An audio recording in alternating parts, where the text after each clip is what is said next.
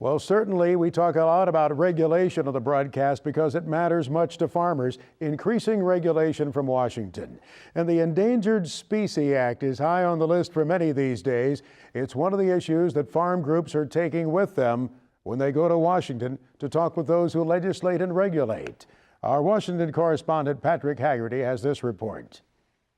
Sue McCrum is the president of the American Agri-Women.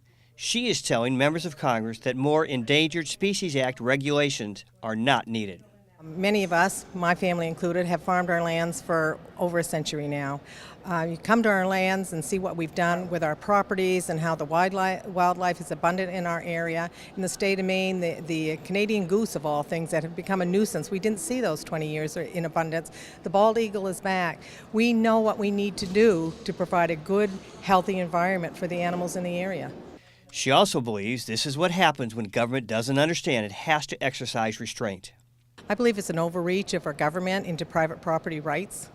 We farm and we ranch, and we need those for our livelihood within our families. And if they limit what we can do for our property, where do we go from there?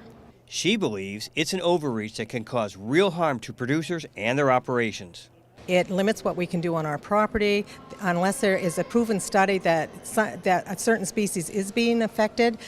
In times past, they've shut down our property, and we can't afford to do that. That is our livelihood back on the farms and the ranches. McCrum feels that the EPA wanting to act before the appropriate studies are all in is an example of government overreach that perhaps big corporations can handle, but can be devastating for the individual farmer or rancher. At the U.S. Capitol, Patrick Haggerty, This Week in Agribusiness. For sure, those trips to Washington, that contact with lawmakers seems to be getting more important all the time.